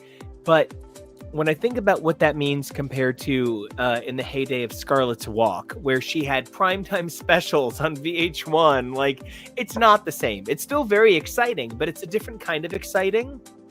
And I feel like this series of phases, this saga, has been sort of adjusted for the expectation of what a saga is, as a saga was created by the Marvel Cinematic Universe. You know, I hear you say 11 versus 8, but for me, that second phase was so chonky boy. It was so full of things that were sort of like, look at me, I'm pubescent almost. And it had so many awkward yearbook photos that I didn't need. And by the time it came to that conclusion, it led me to something really significant that I know this is a little bit of a pivot, but TK, it has to go to you next. I need this answer from you because there's nobody who shares this part of who I am so the same. What I love is narrative. And narrative takes a trillion forms, which is why long form comics are one of my favorite things, which is why 100 Bullets is one of my favorite comics of all time. But to that end, when I think about narrative, I think about audio drama and I think about video games. I've now listened to 6 or 7 amazing Daredevil audio dramas. Amazing because they exist, amazing in quality, I don't know. But I've enjoyed some more than others for sure. And you had warned me going into it because you were such a wonderful, in terms of canaries, you are always willing to die first as we go into that cave. Yep. I really appreciate it. Especially when audio drama is concerned. Yeah. And I mean, audio drama is how you can ask Kevo. There is very few times he comes to find me that I don't have a headphone in listening to audio drama or have it on in my car. It fills me with joy to hear expressions of sonicescape, which is why my background music sounds the way it does, which is why I over-elocute the way I do, right? Kind of an elocutioner that way. But the question I want to get to for you is, how do you, as a person who taught me that video games can be so much more, you know, I'm a rhythm genre guy, but you taught me that rhythm games can have plot and made me question why my rhythm games don't do more. You taught me that even a JRPG can have stronger tensile limits. You know, how do you feel that Daredevil has never had a true presence in a video game? How do you feel that this guy whose physicality is an extension of the narrative storytelling has never gotten a physical narrative storytelling in this medium that I know you, of all people, understand a slow evolution like the way you love Zelda games. I mean, it's not just video games. Like, you just spoke to the two things. My thing is, like, Disney, Marvel, do the Marvel multiverse, but make the multiverse the media. So the TV verse is different from the movie verse, is different from the comic verse, is different from the audio verse, is different from the video game. Wastelanders and Old Man. Is it Old Man Logan in that? Wastelanders, or is it just Wolverine? Well, there's Wastelanders, which has Old Man Logan, and then there's Wolverine. There's two Wolverine audio dramas. It's actually two different Wolverines that appear in the Wow, so the Marvel audioverse is so developed that there are two different Wolverines appearing in the canon. That's amazing. Well, but they're not, and they're never connected. Wastelanders never crosses over with. Wow. Okay. Yeah. And then, nothing, they never touch each other. Nothing crosses over with Squirrel Girl. So it's a disparate canosity.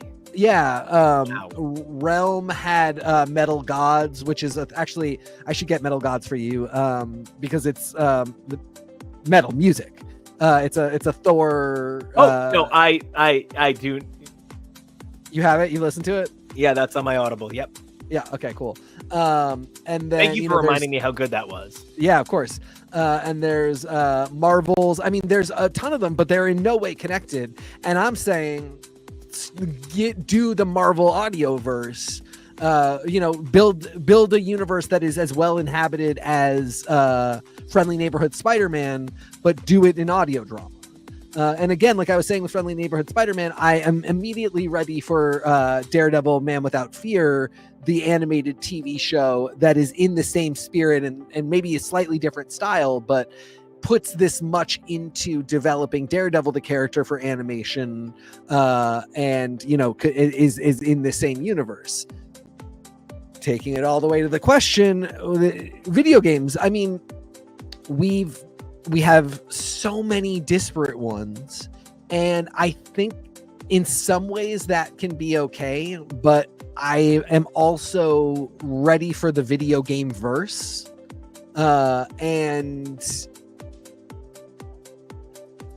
I'm really ready for Marvel to put some specific stake in video games, in narrative form video games. And I think you ask a fantastic question with Daredevil as a protagonist. Would this be like a Phoenix Wright Ace Attorney game that has that is based, like, I could see it being Persona-esque insofar as there is a day cycle where you're Matt doing Phoenix Wright Ace Attorney, and night cycle you are Daredevil. Wow. But I would maybe not do it turn-based. I would do it Final Fantasy 15 and later style, where you can do turn-based mode, but you can do those same modes can just be action modes.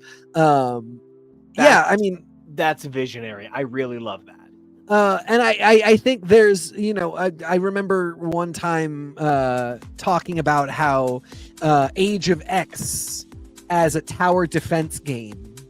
Age of X, for anybody that doesn't know, was a crossover 5+ years back, almost 10 years ago now, where the X-Men were all in a super tiny offshoot universe that was literally just basically a large tower that I think it's like 13.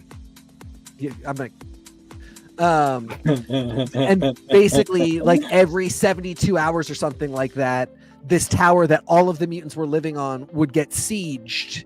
And they, and that the story came out of it. But like, imagine that as a tower defense game where like you have all of the X-Men and you are just trying to do tower defense. Wolverine, that game is already coming out, but we had incredible X-Men Legends games. Imagine if we were able to do those more Diablo style, where they were really expansive, and did what they already did, but just had a huge character roster. You can come up with genres for Ghost Rider racing game. You can come up with genres for everything in the Marvel universe. You just kind of have to do it and then decide what the universe is. I can see it for everyone, but especially I would be really fascinated to see what they did for somebody like Matt. I don't know if we'll ever get there, but I really feel like it's within our reach if we wanted to do it.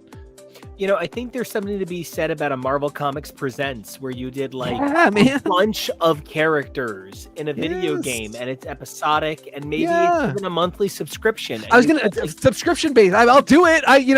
Yes, you can convince me to pay. You would just need to be sure not to give me 3 really shitty characters in a row. Yeah.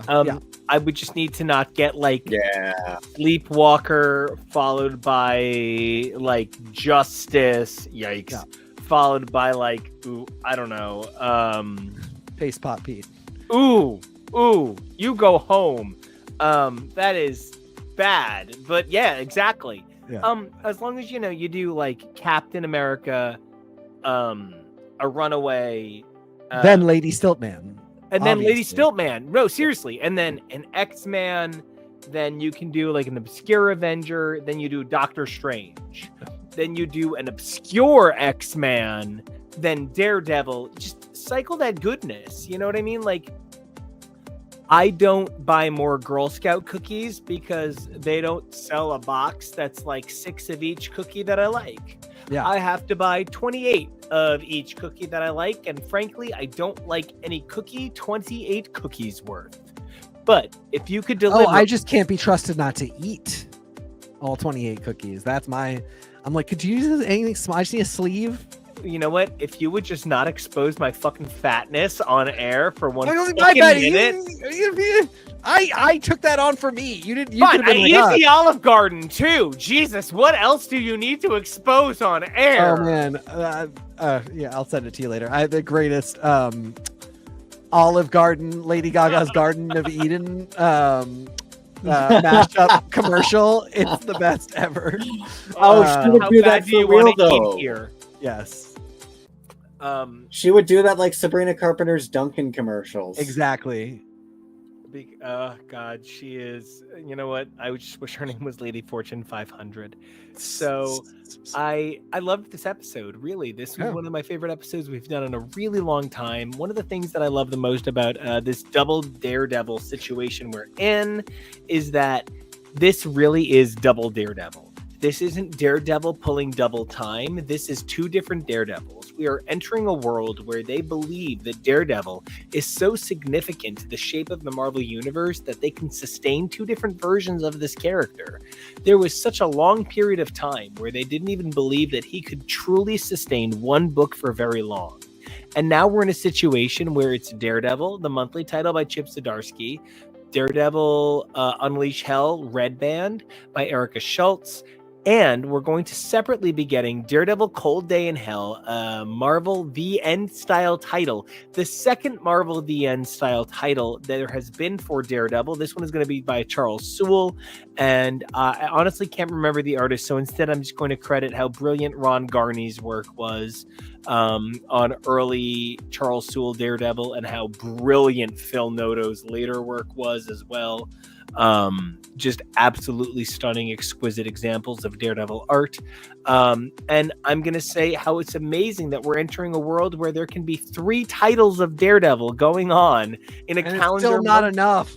It's still not enough. And of course, the other Daredevil at the end I'm referring to is my absolute favorite Daredevil end of universe story, which is Daredevil End of Days by Brian Bendis, Alex Maleev, Klaus Janson, and David Mack. What a perfect piece of storytelling. What an incredible way to cap off so many things. It was so well structured that it knew things that would happen later that other writers would do. So it knew Echo was coming back before Echo was coming back. And of course, now she's back. She might not be canonically the Phoenix, but as far as I'm concerned, she's still pretty fucking amazing. And you walk around with a handprint on your face and be that fucking fashion. So we're doing another The End thing. There's a Deadpool kills the Marvel Universe for the last time we meet it. No. It's not called The End, but there's a thing coming up where Matt's old. We've talked about it before. Is it not Cold Day in Hell? Is that what it is? Yeah, it's Cold Day in Hell by Charles Soule. No. Yeah. I guess you're right. Yeah. It's like a spooky story, and it's gonna be like end of days, and it feels really good to have this going on from the guy who created Muse. It feels really good because one of the things that I think makes comics so exciting and more exciting than TV in some ways is I loved Boston Legal. I loved The Practice, but I don't really live in a world where Amy Sherman Palladino is going to come in and go, this is what I fucking big hat thought about The Practice. And I don't think I'm going to get Stars Hollow Legal, and it's just not going to be what I want. But comics give you that opportunity where somebody can come in and do a really wacky take on something you love. And Charles Soule might not be my Daredevil, but him doing his take on the end of everything, that's worth my money. That's at least worth my 4 issues.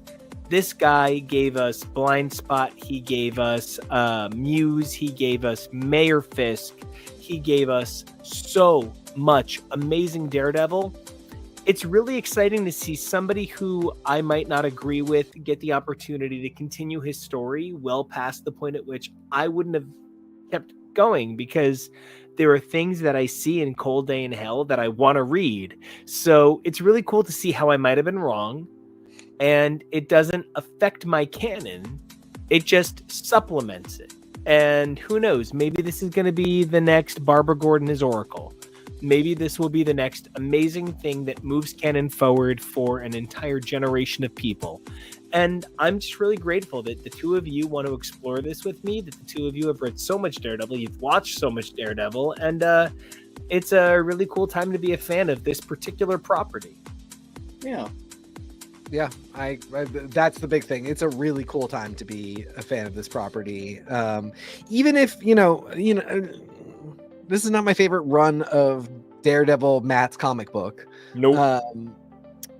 But Elektra is living. And even though we have been very critical of the publishing route that she has gone, again, Erica Schultz,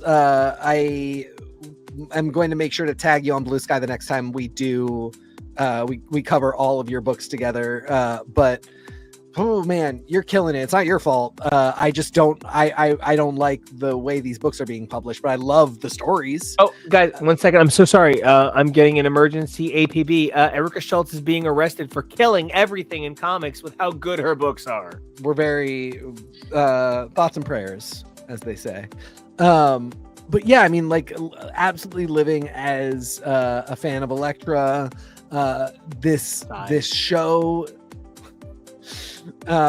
this show is giving us so much to play around with Daredevil. It is really a cool time to be a fan, and I can only hope that some of the other sort of amazing but difficult to approach properties that are part of Marvel canon get this little renaissance in their time. I'm thinking primarily about Ghost Rider. I was about to say, until PK Accidental Schultz gets to do Ghost Rider. No, I had an amazing time. I love this. Kevo, take us on home. What was your big takeaway from this episode, and where can everybody find you until we return? I mean, I don't know. I don't expect a surprise broadcast on Friday. We might do one. Who knows? But I'm super excited about coming back to do some Drag Race on Sunday. I'm sure we're going to talk about video games. If you guys are checking out the audio podcast feed of this, there's going to be some amazing audio drama talk coming your way at this point. Super excited to share that with you guys. But Kevo, whether you feel yourself an Elektra, a Typhoid, a Kingpin, a Daredevil, no matter what member of this bullseye family of assassins you are, what was your big takeaway from this episode? And who in the Daredevil universe do you see yourself as? And where can we find you? And what is your favorite? Oh my god, so many fucking questions. That's almost 4. Do you want to write these down for me? I just want to be clear that you said almost 4. 5 is such a big number. I already have my own outro queued up, and now you're giving me questions. I have ADHD. Yeah, I I'm cannot. lost completely. I have no idea which of these you're supposed to Blah answer. blah blah blah Ooh, blah. oh my gosh. Because I don't see myself as any of the characters in the Daredevil universe. Maybe Foggy, so hopefully I did fake my death and I'm coming back in season 2. Who knows? That would be nice, because woof, that was tough. Sorry, I guess he's born But again. no, Sorry, I'm loving the state of the Marvel Cinematic Universe right now in so many ways. It ebbs and flows. I'm excited for the fact that we are only now a month and a half away from Thunderbolts and 4 months away from Fantastic Four, First Steps. So we'll see how that goes. We are also only just about 2 weeks away from Awesome Con at the point of recording this live. So definitely, if you are going to be there, check us out, because we have a panel Friday night at 5 p.m. Growing Up Queer, celebrating queer visibility and youth entertainment. We will be joined by our very good friend, cosplayer Jess Krause. If you've seen an amazing Xena cosplayer at a convention, complete with ululation, it is probably her. She's great, and we're thrilled to have her on the panel and have her perspective again, like we had her at FlameCon. So that's what I'm going to be at, what I'm going to be doing. And in the meantime, you can check me out on the socials at KEVO Really. That's KEVO REALLY. All right, TK, you can answer any 3 questions you feel like, I guess, because Good news. Can't remember a single one of them. So, right. who? Well, it was, where do you see yourself in the Daredevil universe? Yeah. What is your favorite type of meatloaf? And how many feet do you have? Chunky. Meatloaf or feet? Take your pick. Chunky feet for sure. Meatloaf. So I honestly just made a really banging turkey meatloaf just the other day. OMW. Yeah, it was really fantastic. Not, I buy the I don't buy the super lean turkey, so it wasn't dry. And of course I just covered the whole thing in cheese. So, there you go. In the Daredevil universe, I imagine that, I didn't move out of New York. I stayed. I probably got a job at NYU, and I am consistently in the wrong place at the wrong time. And Matt has to just swing in and save me. Has no idea who I am. Does not remember me at all, but I have been rescued at least 3 or 4 times in situations I had no business being in. And I think Matt is amazing. I think Daredevil is amazing. And every time I converse with him, he would also remember who I am because he saved me. And every time I'm disappointed to discover that I am just one of dozens of people that he has saved. And so really, I just stopped needing to go up to Hell's. I need to stop going up to Hell's Kitchen, and I won't have these problems anymore. That's probably my place in the Daredevil universe. Nico. Oh, and if you want to talk to me about that, you can find me at TK Accidental. Nico. Favorite type of cookie? Who in the Daredevil universe would you bake cookies for? Would you eat cookies with your feet? That's just for those people out there who want to hear that question answered. All right. So would I eat cookies with my feet? I have eaten with my feet before. I have abnormally large ape-like prehensile feet of note. Who would I bake cookies for? Electra. Favorite type of cookie? A mint chocolate cookie. It's not necessarily a thin mint. I really love a chocolate cookie with a mint morsel. So getting a little weird out there, but if you could find a way to make French toast cookies, that's where the heart lies. But no, really, I think that one of the things that makes Daredevil so exciting is that it's a universe full of characters that we can all relate to on some level, even if it's not directly. There are things that we see in each one of these characters that make them come alive a little bit more. That, I'm still waiting for the return of Melvin Potter. I'm still waiting for the return of so many exciting characters from the history of Daredevil, and I can't wait until they come back to talk about them here on the show. Of course, next week we're going to be talking about things like the end of X-Manhunt, the debut of Hush 2, I guess, because it's happening. But until then, you guys can check us out on HTML. That's Husbands Talking More or Less. X is for podcast. X is for show. I'm at Nico Action, NICOECTION. Nico Action Music, NICOECTIONMUSIC. You guys can, of course, do us a favor by comment, liking, and subscribing on everything that we do. But 3 things you guys can do for yourselves. Number 1, please stay safe. Spooky, crazy world out there. Number 2, be brave because we love who you are inside. But number 3, evolve daily because who you are is amazing today. Just like it was incredible yesterday, but tomorrow, that's the ultimate dream. And we can't wait to be there with you then. So until then, do all the things for us because we're real demanding, but also do all the things for you because we're loving, and we'll see you then.